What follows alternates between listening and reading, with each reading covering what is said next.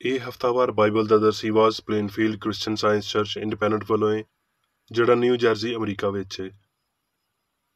ਹੋਰ ਮਾਲੂਮਾਤ ਲਈ ਤੁਸੀਂ ਸਾਡੀ ਵੈਬਸਾਈਟ ਵੇਖੋ www.plainfieldcs.com।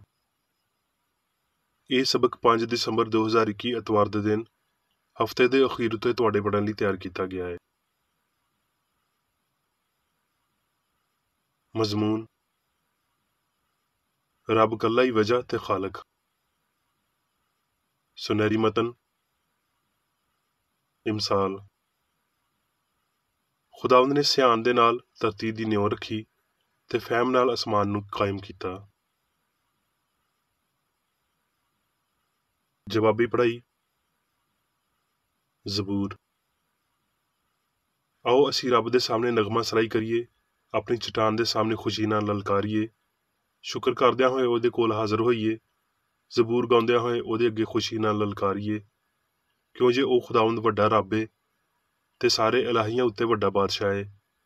ਧਰਤੀ ਦੀਆਂ ਡੂੰਘਾਈਆਂ ਉਹਦੇ ਕਬਜ਼ੇ ਵਿੱਚ ਨੇ, ਪਹਾੜਾਂ ਦੀਆਂ ਚੋਟੀਆਂ ਵੀ ਉਹਦੀਆਂ ਨੇ।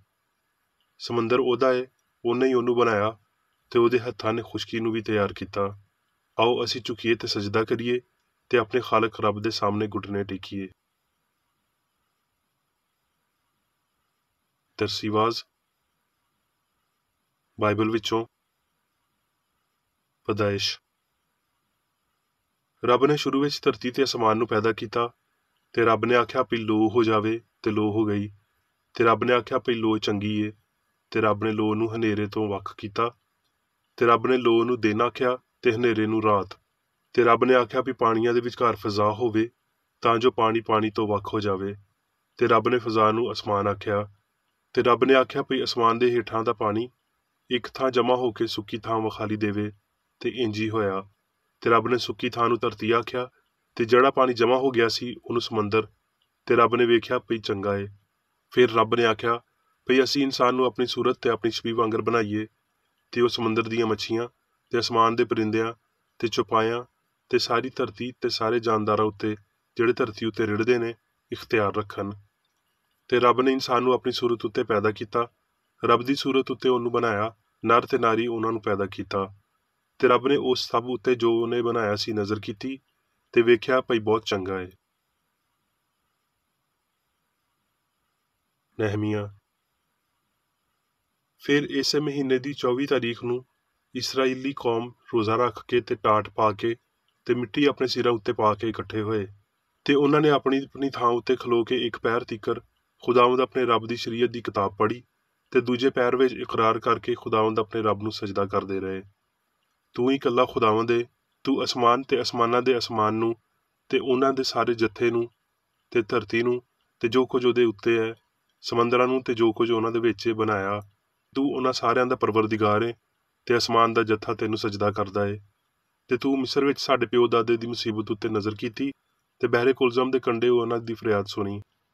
ਤੇ ਤੂੰ ਉਹਨਾਂ ਦੇ ਅੱਗੇ ਸਮੁੰਦਰ ਨੂੰ 2 ਹਿੱਸੇ ਕੀਤਾ, ਅਜਿਹਾ ਭਈ ਉਹ ਸਮੁੰਦਰ ਦੇ ਵਿੱਚ ਸੁੱਕੀ ਥਾਂ ਉੱਤੇ ਟੁਰੇ। ਤੇ ਤੂੰ ਉਹਨਾਂ ਦਾ ਪਿੱਛਾ ਕਰਨ ਵਾਲਿਆਂ ਨੂੰ ਡੂੰਘਾਈ ਵਿੱਚ ਸੁੱਟਿਆ, ਜਿਵੇਂ ਪੱਥਰ ਸਮੁੰਦਰ ਵਿੱਚ ਸੁੱਟਿਆ ਜਾਂਦਾ ਹੈ। ਤੇ ਉਹਨਾਂ ਨੂੰ ਆਪਣੇ ਪਾਕ ਸਬਤ ਤੋਂ ਵਾਕਫ ਕੀਤਾ ਤੇ ਆਪਣੇ ਬੰਦੇ ਮੂਸਾ ਦੇ ਰਾਹੀਂ ਉਹਨਾਂ ਨੂੰ ਹੁਕਮ ਤੇ ਆਇਨ ਤੇ ਸ਼ਰੀਅਤ ਦਿੱਤੀ। ਤੇ ਤੂੰ ਉਹਨਾਂ ਦੀ ਭੁੱਖ ਮਿਟਾਉਣ ਲਈ ਅਸਮਾਨ ਤੋਂ ਰੋਟੀ ਦਿੱਤੀ ਤੇ ਉਹਨਾਂ ਦੀ ਤਰੇ ਮਿਟਾਉਣ ਨੂੰ ਚੱਟਾਨ ਵਿੱਚੋਂ ਉਹਨਾਂ ਲਈ ਪਾਣੀ ਕੱਢਿਆ। ਤੇ ਉਹਨਾਂ ਨੂੰ ਆਖਿਆ ਵੀ ਉਹ ਜਾ ਕੇ ਉਸ ਮੁਲਕ ਉੱਤੇ ਕਬਜ਼ਾ ਕਰਨ ਜਿਹੜਾ ਉਹਨਾਂ ਨੂੰ ਤੂੰ ਦੇਣ ਦੀ ਉਹਨਾਂ ਨਾਲ ਕਸਮ ਖਾਧੀ ਸੀ। ਲੂਕਾ। ਯਹੂਦੀਆ ਦੇ ਬਾਦਸ਼ਾਹ ਹੈਰੋਦੀਸ ਦੇ ਜ਼ਮਾਨੇ ਵਿੱਚ ਅਬੀਆ ਦੇ ਫਰੀਕ ਵਿੱਚੋਂ ਜ਼ਿਕਰੀਆ ਨਾਂ ਦਾ ਇੱਕ ਕਾਹਿਨ ਸੀ ਤੇ ਉਹਦੀ ਬੁੱਢੀ ਹਾਰੂਨ ਦੀ ਔਲਾਦ ਵਿੱਚੋਂ ਸੀ ਤੇ ਉਹਦਾ ਨਾਂ ਅਲਿਸ਼ਬਾ ਸੀ। ਤੇ ਉਹ ਦੋਵੇਂ ਰੱਬ ਦੇ ਸਾਹਮਣੇ ਰਾਸਤਬਾਜ਼ ਤੇ ਖੁਦਾਵੰਦ ਦੇ ਸਾਰੇ ਹੁਕਮਾਂ ਤੇ ਕਾਨੂੰਨਾਂ ਉੱਤੇ ਬੇਅਬ ਚੱਲਣ ਵਾਲੇ ਸੀ। ਤੇ ਉਹਨਾਂ ਦੇ ਕੋਈ ਔਲਾਦ ਨਹੀਂ ਸੀ, ਕਿਉਂ ਜੇ ਅਲਿਸ਼ਬਾ ਬਾਂਝ ਸੀ ਤੇ ਦੋਵੇਂ ਵਡੇਰੀ ਉਮਰ ਦੇ ਸੀ। ਜਦ ਰੱਬ ਦੇ ਸਾਹਮਣੇ ਉਹ ਆਪਣੇ ਫਰੀਕ ਦੀ ਵਾਰੀ ਉੱਤੇ ਕਹਾਣਤ ਦਾ ਕੰਮ ਪੂਰਾ ਕਰ ਰਿਹਾ ਸੀ ਤੇ ਇੰਜ ਹੋਇਆ, ਖੁਦਾਵੰਦ ਦਾ ਫਰਿਸ਼ਤਾ ਖੁਸ਼ਬੂ ਦੇ ਮੰਬਾ ਦੇ ਸੱਜੇ ਪਾਸੇ ਵੱਲ ਖਲੋਤਾ ਹੋਇਆ ਉਹਨੂੰ ਵਿਖਾਲੀ ਦਿੱਤਾ। ਤੇ ਜ਼ਕਰੀਆ ਇਹ ਵੇਖ ਕੇ ਘਬਰਾ ਗਿਆ ਤੇ ਉਹਦੇ ਉੱਤੇ ਦਹਿਸ਼ਤ ਛਾ ਗਈ। ਪਰ ਫਰਿਸ਼ਤੇ ਨੇ ਉਹਨੂੰ ਆਖਿਆ, ਐ ਜ਼ਕਰੀਆ, ਨਾ ਡਰ, ਕਿਉਂ ਜੇ ਤੇਰੀ ਦੁਆ ਸੁਣ ਲਈ ਗਈ ਏ ਤੇ ਤੇਰੇ ਲਈ ਤੇਰੀ ਬੁੱਢੀ ਅਲਿਸ਼ਬਾ ਦੇ ਪੁੱਤਰ ਹੋਵੇਗਾ ਤੇ ਤੂੰ ਉਹਦਾ ਨਾਂ ਯੂਹੰਨਾ ਰੱਖੀ। ਜ਼ਕਰੀਆ ਨੇ ਫਰਿਸ਼ਤੇ ਨੂੰ ਆਖਿਆ, ਮੈਂ ਇਸ ਗੱਲ ਨੂੰ ਕਿਵੇਂ ਮੰਨਾਂ, ਕਿਉਂ ਜੇ ਮੈਂ ਬੁੱਢਾ ਵਾਂ ਤੇ ਮੇਰੀ ਬੁੱਢੀ ਵੀ ਵਡੇਰ ਉਮਰ ਦੀ ਏ। ਫਰਿਸ਼ਤੇ ਨੇ ਜਵਾਬ ਵਿੱਚ ਉਹਨੂੰ ਆਖਿਆ, ਭਈ ਮੈਂ ਜਬਰਾਈਲ ਹਾਂ, ਜਿਹੜਾ ਰੱਬ ਦੇ ਸਾਹਮਣੇ ਖਲੋਤਾ ਰਹਿਣਾ ਵਾਂ, ਤੇ ਇਸ ਲਈ ਘੱਲਿਆ ਗਿਆ ਵਾਂ ਭਈ ਤੇਰੇ ਨਾਲ ਕਲਾਮ ਕਰਾਂ ਤੇ ਤੈਨੂੰ ਇਹਨਾਂ ਗੱਲਾਂ ਦੀ ਖੁਸ਼ਖਬਰੀ ਦੇਵਾਂ। ਤੇ ਵੇਖ, ਜਿਸ ਦਿਨ ਤੀਕਰ ਇਹ ਗੱਲਾਂ ਨਾ ਹੋ ਜਾਣ, ਤੂੰ ਗੂੰਗਾ ਰਵੇਂਗਾ ਤੇ ਬੋਲ ਨਾ ਸਕੇਂਗਾ। ਇਸ ਲਈ ਵੀ ਤੂੰ ਮੇਰੀਆਂ ਗੱਲਾਂ ਦਾ ਜਿਹੜੀਆਂ ਆਪਣੇ ਵੇਲੇ ਸਿਰ ਪੂਰੀਆਂ ਹੋਣਗੀਆਂ ਯਕੀਨ ਨਾ ਕੀਤਾ। ਇਹਨਾਂ ਦਿਨਾਂ ਤੋਂ ਬਾਅਦ ਉਹਦੀ ਬੁੱਢੀ ਅਲਿਸ਼ਬਾ ਹਾਮਲਾ ਹੋਈ ਤੇ ਉਹਨੇ 5 ਮਹੀਨਿਆਂ ਤੀਕਰ ਆਪਣੇ ਆਪ ਨੂੰ ਇਹ ਆਖ ਕੇ ਲੁਕੋਏ ਰੱਖਿਆ ਵੀ ਜਦ ਖੁਦਾਵੰਦ ਨੇ ਮੇਰੀ ਰਸਵਾਈ ਲੋਕਾਂ ਵਿੱਚੋਂ ਦੂਰ ਕਰਨ ਲਈ ਮੇਰੇ ਉੱਤੇ ਨਜ਼ਰ ਕੀਤੀ, ਉਹਨਾਂ ਦਿਨਾਂ ਵਿੱਚ ਉਹਨੇ ਮੇਰੇ ਲਈ ਇਹ ਕੀਤਾ। ਤੇ ਅਲਿਸ਼ਬਾ ਦੇ ਵਜ੍ਹਾ ਹਮਲ ਦਾ ਵੇਲਾ ਅਪੜ ਗਿਆ ਤੇ ਉਹਦੇ ਪੁੱਤਰ ਹੋਇਆ। ਤੇ ਉਹਨਾਂ ਨੇ ਉਹਦੇ ਪਿਓ ਨੂੰ ਇਸ਼ਾਰਾ ਕੀਤਾ ਵੀ ਤੂੰ ਇਹਦਾ ਕੀ ਨਾਂ ਰੱਖਣਾ ਚਾਹੁੰਦਾ ਹੈ। ਉਹਨੇ ਤਖਤੀ ਮੰਗਵਾ ਕੇ ਇਹ ਲਿਖਿਆ ਵੀ ਉਹਦਾ ਨਾਂ ਯੂਹੰਨਾ ਹੈ, ਤੇ ਸਾਰੇ ਹੈਰਾਨ ਹੋ ਗਏ। ਉਸੇ ਵੇਲੇ ਉਹਦਾ ਮੂੰਹ ਤੇ ਉਹਦੀ ਜ਼ੁਬਾਨ ਖੁੱਲ ਗਈ ਤੇ ਉਹ ਬੋਲਣ ਤੇ ਰੱਬ ਦੀ ਵਡਿਆਈ ਕਰਨ ਲੱਗ ਗਿਆ। ਯਸਾਇਆ। ਮੈਂ ਹੀ ਰੱਬ ਵਾਂ, ਹੋਰ ਕੋਈ ਨਹੀਂ, ਮੇਰੇ ਸਿਵਾ ਕੋਈ ਰੱਬ ਨਹੀਂ। ਮੈਂ ਤੇਰੀ ਕਮਰ ਬੰਨੀ, ਭਾਵੇਂ ਤੂੰ ਮੈਨੂੰ ਨਾ ਪਛਾਣਿਆ। ਐ ਅਸਮਾਨ, ਤੂੰ ਉੱਤੋਂ ਟਪਕ ਜਾ, ਬੱਦਲ ਰਾਸਤਬਾਜ਼ੀ ਵਰਾਉਣ, ਧਰਤੀ ਖੁੱਲ ਜਾਵੇ ਤੇ ਮੁਕਤੀ ਤੇ ਸੱਚਾਈ ਦਾ ਫਲ ਲਿਆਵੇ। ਉਹ ਉਹਨਾਂ ਨੂੰ ਇਕੱਠਿਆਂ ਉਗਾਵੇ। ਮੈਂ ਰੱਬ ਉਹਨਾਂ ਨੂੰ ਪੈਦਾ ਕਰਨ ਵਾਲਾ ਵਾਂ। ਮੈਂ ਧਰਤੀ ਬਣਾਈ, ਉਹਦੇ ਉੱਤੇ ਇਨਸਾਨਾਂ ਨੂੰ ਪੈਦਾ ਕੀਤਾ, ਤੇ ਮੈਂ ਹੀ ਅਸਮਾਨ ਨੂੰ ਤਾਨਿਆ ਤੇ ਉਹਦੇ ਸਾਰੇ ਲਸ਼ਕਰਾਂ ਉੱਤੇ ਮੈਂ ਹੀ ਹੁਕਮ ਕੀਤਾ। ਕਿਉਂ ਜੇ ਖੁਦਾਵੰਦ ਜਿਹਨੇ ਅਸਮਾਨ ਪੈਦਾ ਕੀਤੇ ਉਹ ਹੀ ਰੱਬ ਏ। ਉਹਨੇ ਹੀ ਧਰਤੀ ਬਣਾਈ ਤੇ ਤਿਆਰ ਕੀਤੀ, ਉਹਨੇ ਹੀ ਉਹਨੂੰ ਕਾਇਮ ਕੀਤਾ। ਉਹਨੇ ਉਹਨੂੰ ਫਜ਼ੂਲ ਪੈਦਾ ਨਹੀਂ ਕੀਤਾ, ਬਲਕਿ ਉਹਨੂੰ ਆਬਾਦੀ ਲਈ ਸਜਾਇਆ। ਉਹ ਇੰਜ ਆਖਦਾ ਏ ਵੀ ਮੈਂ ਰੱਬ ਵਾਂ ਤੇ ਮੇਰੇ ਸਿਵਾ ਕੋਈ ਨਹੀਂ। ਮਕਾਸ਼ਫਾ। ਐ ਸਾਡੇ ਖੁਦਾਵੰਦ ਤੇ ਰੱਬ, ਤੂੰ ਹੀ ਵਡਿਆਈ ਤੇ ਇੱਜ਼ਤ ਤੇ ਕੁਦਰਤ ਦੇ ਲਾਇਕ ਏ, ਕਿਉਂ ਜੇ ਤੂੰ ਹੀ ਸਾਰੀਆਂ ਸ਼ੈਵਾਂ ਪੈਦਾ ਕੀਤੀਆਂ ਤੇ ਉਹ ਤੇਰੀ ਹੀ ਮਰਜ਼ੀ ਨਾਲ ਸੀ ਤੇ ਪੈਦਾ ਹੋਈਆਂ।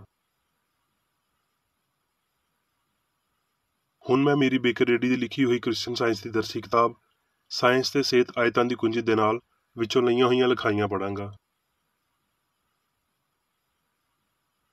ਸਾਇੰਸ ਤੇ ਸਿਹਤ। ਰੱਬ ਸੰਸਾਰ ਨੂੰ, ਜਿਹਦੇ ਵਿੱਚ ਇਨਸਾਨ ਵੀ ਸ਼ਾਮਲ ਹੈ, ਬਣਾਉਂਦਾ ਏ ਤੇ ਉਹਦੇ ਉੱਤੇ ਹਕੂਮਤ ਕਰਦਾ ਏ। ਇਹ ਸੰਸਾਰ ਰੂਹਾਨੀ ਖਿਆਲਾਂ ਨਾਲ ਭਰਿਆ ਹੋਇਆ ਏ, ਜਿਨ੍ਹਾਂ ਨੂੰ ਉਹ ਤਿਆਰ ਕਰਦਾ ਏ, ਤੇ ਉਹ ਉਸ ਧਿਆਨ ਦੀ ਫਰਮਾਬਰਦਾਰੀ ਕਰਦੇ ਨੇ ਜਿਹੜੀ ਉਹਨਾਂ ਨੂੰ ਬਣਾਉਂਦੀ ਏ। ਰੱਬ ਇਨਸਾਨ ਦਾ ਖਾਲਕ ਤੇ ਇਨਸਾਨ ਦਾ ਇਲਾਹੀ ਅਸੂਲ ਕਾਮਲ ਹੋਣ ਨਾਲ ਇਲਾਹੀ ਖਿਆਲ ਜਾਂ ਪਰਛਾਵਾਂ ਯਾਨੀ ਇਨਸਾਨ ਕਾਮਲ ਹੀ ਰਹਿੰਦਾ ਏ। ਇਨਸਾਨ ਰੱਬ ਦੀ ਹਸਤੀ ਦਾ ਇਜ਼ਹਾਰ ਏ। ਜੇ ਕੋਈ ਅਜਿਹਾ ਵੇਲਾ ਸੀ ਜਦੋਂ ਇਨਸਾਨ ਨੇ ਇਲਾਹੀ ਕਾਮਲੀਅਤ ਦਾ ਇਜ਼ਹਾਰ ਨਹੀਂ ਕੀਤਾ, ਤੇ ਇਹ ਉਹੀ ਵੇਲਾ ਸੀ ਜਦੋਂ ਇਨਸਾਨ ਨੇ ਰੱਬ ਨੂੰ ਜ਼ਾਹਿਰ ਨਹੀਂ ਕੀਤਾ, ਤੇ ਨਤੀਜੇ ਦੇ ਤੌਰ ਤੇ ਇਹ ਉਹ ਵੇਲਾ ਸੀ ਜਦੋਂ ਉਲੂਹੀਅਤ ਯਾਨੀ ਵਜੂਦ ਗੈਰ ਯਕੀਨੀ ਸੀ। ਸਾਇੰਸ ਵਿੱਚ ਰੱਬ ਤੇ ਇਨਸਾਨ, ਇਲਾਹੀ ਅਸੂਲ ਤੇ ਖਿਆਲ ਦੇ ਤਾਲੁਕਾਤ ਲਾਜ਼ਵਾਲ ਨੇ, ਤੇ ਸਾਇੰਸ ਭੁੱਲ ਚੁੱਕ ਜਾਂਦੀ ਏ ਨਾ ਮਾਂਗੀ ਵੱਲ ਪਰਤ ਕੇ ਆਉਣਾ। ਪਰ ਇਹ ਇਲਾਹੀ ਤਰਤੀਬ ਜਾਂ ਰੂਹਾਨੀ ਕਾਨੂੰਨ ਰੱਖਦੀ ਏ, ਜਿਹਦੇ ਵਿੱਚ ਰੱਬ ਤੇ ਜੋ ਕੁਝ ਉਹ ਬਣਾਉਂਦਾ ਏ ਕਾਮਲ ਤੇ ਅਬਦੀ ਨੇ, ਜਿਹੜੇ ਉਹਦੀ ਪੂਰੀ ਤਾਰੀਖ ਵਿੱਚ ਨਾ ਬਦਲਣ ਵਾਲੇ ਰਹੇ ਨੇ। ਪੈਦਾਇਸ਼ ਦੀ ਸਾਇੰਸ ਵਿੱਚ ਅਸੀਂ ਪੜ੍ਹਦੇ ਹਾਂ ਭਈ ਜੋ ਕੁਝ ਉਹਨੇ ਬਣਾਇਆ ਸੀ ਉਹਦੇ ਉੱਤੇ ਨਜ਼ਰ ਕੀਤੀ ਤੇ ਵੇਖਿਆ ਭਈ ਚੰਗਾ ਏ। ਦੂਜੀ ਸੂਰਤ ਵਿੱਚ ਜਿਸਮਾਨੀ ਹਿੱਸਾ ਇਹ ਵਾਜ਼ਿਆ ਕਰਦੀਆਂ ਨੇ, ਜੇ ਅਸੀਂ ਗਲਤੀ ਦੀ ਤਾਰੀਖ ਵੱਲ ਸੱਚਾਈ ਦੇ ਰਿਕਾਰਡ ਵਾਂਗਰ ਧਿਆਨ ਕਰਦੇ ਹਾਂ, ਤੇ ਪਾਪ ਤੇ ਬਿਮਾਰੀ ਦਾ ਰੂਹਾਨੀ ਰਿਕਾਰਡ ਮਾਦੀ ਹਿੱਸਾਂ ਦੇ ਝੂਠੇ ਨਤੀਜੇ ਦੀ ਹਮਾਇਤ ਕਰਦਾ ਹੈ। ਪਾਪ, ਬਿਮਾਰੀ ਤੇ ਮੌਤ ਨੂੰ ਅਸਲੀਅਤ ਤੋਂ ਖਾਲੀ ਸਮਝਿਆ ਜਾਣਾ ਚਾਹੀਦਾ ਹੈ, ਭਈ ਉਹ ਚੰਗਿਆਈ ਯਾਨੀ ਰੱਬ ਤੋਂ ਖਾਲੀ ਨੇ। ਅਲੂਹੀਅਤ ਲਈ ਮਾਦਰ ਪਿਦਰ ਨਾਮ ਹੈ, ਜਿਹੜਾ ਉਹਦੀ ਰੂਹਾਨੀ ਮਖਲੂਕ ਦੇ ਨਾਲ ਉਹਦੇ ਪਿਆਰੇ ਰਿਸ਼ਤੇ ਵੱਲ ਇਸ਼ਾਰਾ ਕਰਦਾ ਹੈ, ਜਿਵੇਂ ਭਈ ਰਸੂਲ ਨੇ ਇਹਨਾਂ ਲਫ਼ਜ਼ਾਂ ਵਿੱਚ ਇਹ ਜ਼ਾਹਿਰ ਕੀਤਾ ਜਿਨ੍ਹਾਂ ਨੂੰ ਇੱਕ ਚੰਗੇ ਸ਼ਾਇਰ ਦੀ ਮਨਜ਼ੂਰੀ ਨਾਲ ਲਿਆ ਗਿਆ ਹੋਵੇ, ਇਸ ਲਈ ਵੀ ਅਸੀਂ ਵੀ ਉਹਦੀ ਔਲਾਦ ਹੀ ਹਾਂ। ਖਾਲਕ, ਰੂਹ, ਸਿਆਣ, ਸਾਰੀ ਚੰਗਿਆਈ ਤੇ ਅਸਲੀਅਤ ਦੇ ਇਲਾਹੀ ਅਸੂਲ ਉੱਤੇ ਜ਼ੋਰ ਦੇਣ ਵਾਲਾ, ਆਪ ਮੌਜੂਦ ਹਯਾਤੀ, ਸੱਚਾਈ ਤੇ ਮੁਹੱਬਤ, ਉਹ ਜਿਹੜਾ ਕਾਮਲ ਤੇ ਅਬਦੀ ਏ, ਮਾਦੇ ਤੇ ਬਦੀ ਦਾ ਮੁਖਾਲਫ, ਜਿਹਦਾ ਕੋਈ ਅਸੂਲ ਨਹੀਂ, ਰੱਬ ਜਿਨੇ ਉਹ ਸਭ ਕੁਝ ਬਣਾਇਆ ਜਿਹੜਾ ਬਣਿਆ ਹੋਇਆ ਸੀ, ਤੇ ਆਪਣੇ ਆਪ ਦੇ ਮੁਖਾਲਫ ਕੋਈ ਐਟਮ ਜਾਂ ਅਨਸਰ ਨਾ ਬਣਾ ਸਕਿਆ। ਸੈਕਸ਼ਨ ਤੇ 20 ਦੂਜੀਆਂ ਬੋਲੀਆਂ ਵਿੱਚ ਚੰਗਿਆਈ ਰੱਬ ਲਈ ਇੱਕ ਇਸਤਲਾਹ ਏ। ਸਹੀਫੇ ਉਹ ਸਭ ਨੂੰ ਜ਼ਾਹਿਰ ਕਰਦੇ ਨੇ ਜੋ ਕੁਝ ਉਹਨੇ ਚੰਗਾ ਬਣਾਇਆ, ਜਿਵੇਂ ਭਈ ਉਹ ਆਪ ਅਸੂਲ ਤੇ ਖਿਆਲ ਵਿੱਚ ਚੰਗਾ ਏ। ਇਸ ਲਈ ਰੂਹਾਨੀ ਸੰਸਾਰ ਚੰਗਾ ਏ ਤੇ ਇਹ ਰੱਬ ਨੂੰ ਉਂਝ ਹੀ ਜ਼ਾਹਿਰ ਕਰਦਾ ਏ ਜਿਵੇਂ ਉਹ ਹੈ ਏ। ਰੱਬ ਦੇ ਖਿਆਲ ਕਾਮਲ ਤੇ ਅਬਦੀ ਨੇ, ਉਹ ਮਵਾਦ ਤੇ ਹਯਾਤੀ ਨੇ। ਮਾਦੀ ਤੇ ਆਰਜ਼ੀ ਖਿਆਲ ਇਨਸਾਨੀ ਨੇ, ਜਿਨ੍ਹਾਂ ਵਿੱਚ ਗਲਤੀ ਸ਼ਾਮਲ ਹੁੰਦੀ ਏ, ਤੇ ਕਿਉਂ ਜੇ ਰੱਬ ਰੂਹ ਇਕੱਲੀ ਵਜ੍ਹਾ ਏ, ਇਸ ਲਈ ਉਹ ਇਲਾਹੀ ਵਜ੍ਹਾ ਤੋਂ ਖਾਲੀ ਨੇ, ਤੇ ਫਿਰ ਆਰਜ਼ੀ ਤੇ ਮਾਦੀ ਰੂਹ ਦੀਆਂ ਤਖਲੀਕਾਂ ਨਹੀਂ ਹੈ। ਇਹ ਰੂਹਾਨੀ ਤੇ ਅਬਦੀ ਸ਼ੈਵਾਂ ਦੇ ਮੁਖਾਲਫ ਹੋਣ ਦੇ ਇਲਾਵਾ ਕੁਝ ਨਹੀਂ। ਫਾਨੀ ਮੁਖਾਲਫਤ ਦੀ ਬੁਨਿਆਦ ਇਨਸਾਨ ਦੇ ਸ਼ੁਰੂ ਦੀ ਝੂਠੀ ਸਿਆਣ ਹੈ। ਠੀਕ ਤਰ੍ਹਾਂ ਸ਼ੁਰੂ ਕਰਨਾ, ਠੀਕ ਤਰ੍ਹਾਂ ਅਖੀਰ ਹੋਣਾ ਹੈ। ਹਰ ਉਹ ਨਜ਼ਰੀਆ ਜਿਹੜਾ ਦਿਮਾਗ ਤੋਂ ਸ਼ੁਰੂ ਹੁੰਦਾ ਵਿਖਾਲੀ ਦਿੰਦਾ ਹੈ, ਗਲਤ ਸ਼ੁਰੂ ਹੁੰਦਾ ਹੈ। ਇਲਾਹੀ ਸਿਆਣੀ ਵਜੂਦੀਅਤ ਦੀ ਇਕੱਲੀ ਵਜ੍ਹਾ ਜਾਂ ਅਸੂਲ ਹੈ। ਵਜ੍ਹਾ ਮਾਦੇ ਵਿੱਚ, ਫਾਨੀ ਅਕਲ ਵਿੱਚ ਜਾਂ ਬਦਨੀ ਸ਼ਕਲ ਵਿੱਚ ਮੌਜੂਦ ਨਹੀਂ ਹੈ। ਬਸ਼ਰ ਗਰੂਰ ਪਸੰਦ ਕਰਨ ਵਾਲੇ ਹੁੰਦੇ ਨੇ। ਉਹ ਆਪਣੇ ਆਪ ਨੂੰ ਆਜ਼ਾਦ ਕਾਰਕੁਨ, ਆਪ ਲਿਖਾਰੀ, ਕਿਸੇ ਅਜਿਹੀ ਸ਼ੈ ਨੂੰ ਬਣਾਉਣ ਵਾਲੇ ਸਮਝਦੇ ਨੇ ਜਿਹੜੀ ਰੱਬ ਨਾ ਬਣਾ ਸਕਿਆ ਜਾਂ ਨਹੀਂ ਬਣਾ ਸਕਦਾ। ਫਾਨੀ ਸਿਆਣ ਦੀਆਂ ਤਖਲੀਕਾਂ ਮਾਦੀ ਨੇ। ਲਾਫਾਨੀ ਰੂਹਾਨੀ ਇਨਸਾਨ ਇਕੱਲਾ ਸੱਚਾਈ ਦੀ ਤਖਲੀਕ ਨੂੰ ਪੇਸ਼ ਕਰਦਾ ਹੈ। ਜਦ ਬਸ਼ਰ ਆਪਣੀ ਵਜੂਦੀਅਤ ਦੇ ਖਿਆਲਾਂ ਨੂੰ ਰੂਹਾਨੀ ਦੇ ਨਾਲ ਜੋੜਦਾ ਹੈ ਤੇ ਰੱਬ ਵਾਂਗਰ ਕੰਮ ਕਰਦਾ ਹੈ, ਤੇ ਉਹ ਹਨੇਰੇ ਵਿੱਚ ਨਹੀਂ ਟਟੋਲੇਗਾ ਤੇ ਧਰਤੀ ਨਾਲ ਨਹੀਂ ਜੁੜਿਆ ਰਹੇਗਾ, ਕਿਉਂ ਜੇ ਉਹਨੇ ਅਸਮਾਨ ਦਾ ਮਜ਼ਾ ਨਹੀਂ ਚੱਖਿਆ। ਬਦਨੀ ਅਕੀਦੇ ਸਾਨੂੰ ਧੋਖਾ ਦਿੰਦੇ ਨੇ। ਉਹ ਇਨਸਾਨ ਨੂੰ ਗੈਰ ਇਖਤਿਆਰੀ ਰਿਆਕਾਰ ਬਣਾਉਂਦੇ ਨੇ, ਜਿਹੜਾ ਚੰਗਿਆਈ ਨੂੰ ਪੈਦਾ ਕਰਦਿਆਂ ਕਰਦਿਆਂ ਬਦੀ ਨੂੰ ਪੈਦਾ ਕਰਦਾ ਹੈ। ਫਜ਼ਲ ਤੇ ਸੱਚਾਈ ਦਾ ਖਾਕਾ ਬਣਾਉਂਦਿਆਂ ਹੋਏ ਬਦਨੁਮਾਈ ਬਣਾਉਂਦਾ ਹੈ। ਜਿਨ੍ਹਾਂ ਨੂੰ ਬਰਕਤ ਦਿੰਦਾ ਹੈ ਉਹਨਾਂ ਨੂੰ ਹੀ ਜ਼ਖਮੀ ਕਰ ਦਿੰਦਾ ਹੈ। ਉਹ ਇੱਕ ਆਮ ਗਲਤ ਖਾਲਕ ਬਣ ਜਾਂਦਾ ਹੈ, ਜਿਹਦੇ ਨਾਲ ਉਹ ਮੰਨਦਾ ਹੈ ਭਈ ਉਹ ਇੱਕ ਅੱਧਾ ਰੱਬ ਹੈ। ਉਹਦੀ ਛੂਹਣ ਆਸ ਨੂੰ ਮਿੱਟੀ ਕਰ ਦਿੰਦੀ ਏ। ਉਹ ਮਿੱਟੀ ਜਿਹਨੂੰ ਅਸੀਂ ਸਾਰਿਆਂ ਨੇ ਆਪਣੇ ਪੈਰਾਂ ਹੇਠਾਂ ਰੋਲਿਆ। ਉਹ ਸ਼ਾਇਦ ਬਾਈਬਲ ਦੀ ਬੋਲੀ ਵਿੱਚ ਆਖੇਗਾ, ਜਿਸ ਨੇਕੀ ਦਾ ਇਰਾਦਾ ਕਰਦਾ ਵਾਂ ਉਹ ਤੇ ਨਹੀਂ ਕਰਦਾ, ਪਰ ਜਿਸ ਬਦੀ ਦਾ ਇਰਾਦਾ ਨਹੀਂ ਕਰਦਾ ਉਹ ਕਰ ਲੈਣਾ ਵਾਂ। ਇੱਥੇ ਬਸ ਇੱਕ ਖਾਲਕ ਤੋਂ ਸਿਵਾ ਕੋਈ ਨਹੀਂ ਜਿਹਨੇ ਸਭ ਕੁਝ ਖਲਕ ਕੀਤਾ। ਕ੍ਰਿਸਚਨ ਸਾਇੰਸ ਤਖਲੀਕ ਨੂੰ ਨਹੀਂ ਬਲਕਿ ਅਫਸ਼ਾਈ ਨੂੰ ਪੇਸ਼ ਕਰਦੀ ਏ। ਇਹ ਮਾਲੀਕਿਊਲ ਤੋਂ ਸਿਆਣ ਤੀਕਰ ਮਾਦੀ ਤਰੱਕੀ ਨੂੰ ਨਹੀਂ ਬਲਕਿ ਇਨਸਾਨ ਤੇ ਸੰਸਾਰ ਲਈ ਇਲਾਹੀ ਸਿਆਣ ਦੀ ਅਨਾਇਤ ਨੂੰ ਜ਼ਾਹਿਰ ਕਰਦੀ ਏ। ਮਤਨਾਸਬ ਤੌਰ ਤੇ ਜਦ ਇਨਸਾਨੀ ਨਸਲ ਅਬਦੀ ਦੇ ਨਾਲ ਰਾਬਤਿਆਂ ਨੂੰ ਮੁਕਾ ਦਿੰਦੀ ਏ ਤੇ ਹਮ-ਆਹੰਗ ਹਸਤੀ ਨੂੰ ਰੂਹਾਨੀ ਤੌਰ ਤੇ ਸਮਝਿਆ ਜਾਵੇਗਾ, ਤੇ ਉਹ ਇਨਸਾਨ ਜ਼ਾਹਿਰ ਹੋਵੇਗਾ ਜਿਹੜਾ ਜ਼ਮੀਨੀ ਨਾ ਹੋਵੇ ਬਲਕਿ ਰੱਬ ਦੇ ਨਾਲ ਬਾਹਮ ਹੋਵੇ।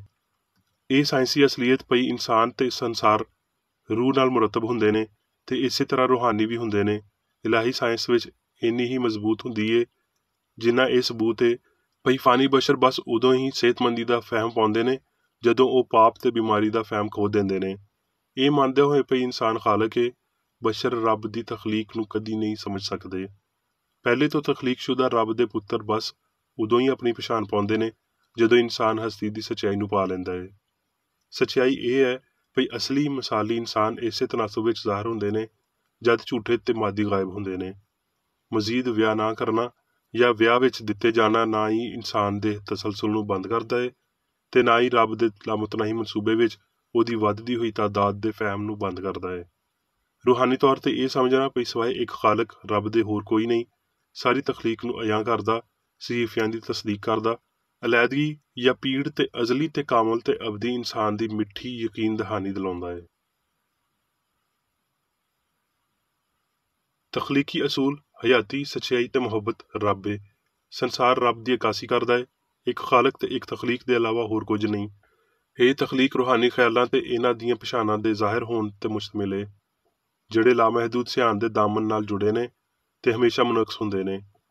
ਇਹ ਖਿਆਲਾਤ ਮਹਿਦੂਦ ਤੋਂ ਲਾਮਹਿਦੂਦ ਤੀਕਰ ਵਸੀ ਨੇ ਤੇ ਬਹੁਤ ਉੱਚੇ ਖਿਆਲ ਰੱਬ ਦੀਆਂ ਧੀਆਂ ਤੇ ਪੁੱਤਰ ਨੇ। ਹੁਣ ਮੈਂ ਮੇਰੀ ਬੇਕਰੇਡੀ ਵੱਲੋਂ ਚਰਚ ਮੈਨੂਅਲ ਵਿੱਚ ਦਿੱਤੇ ਹੋਏ ਰੋਜ਼ਾਨਾ ਦੇ 3 ਫਰਜ਼ ਪੜਾਂਗਾ। ਰੋਜ਼ਾਨਾ ਦੀ ਦੁਆ। ਇਸ ਚਰਚ ਦੇ ਹਰ ਰੁਕਨ ਦਾ ਇਹ ਫਰਜ਼ ਹੈ ਭਈ ਉਹ ਹਰ ਰੋਜ਼ ਇਹ ਦੁਆ ਕਰੇ, ਤੇਰੀ ਬਾਦਸ਼ਾਹੀ ਆਵੇ, ਇਲਾਹੀ ਸੱਚਾਈ, ਹਯਾਤੀ ਤੇ ਪਿਆਰ ਦੀ ਸਲਤਨਤ ਮੇਰੇ ਅੰਦਰ ਕਾਇਮ ਹੋਵੇ ਤੇ ਸਾਰੇ ਪਾਪ ਮੈਥੋਂ ਨਿਕਲ ਜਾਣ ਤੇ ਤੇਰਾ ਕਲਾਮ ਸਾਰੇ ਇਨਸਾਨਾਂ ਦੇ ਪਿਆਰ ਨੂੰ ਵਧਾਵੇ ਤੇ ਉਹਨਾਂ ਉੱਤੇ ਹੁਕੂਮਤ ਕਰੇ। ਮਕਸਦਾਂ ਤੇ ਕੰਮਾਂ ਦਾ ਇੱਕ ਅਸੂਲ।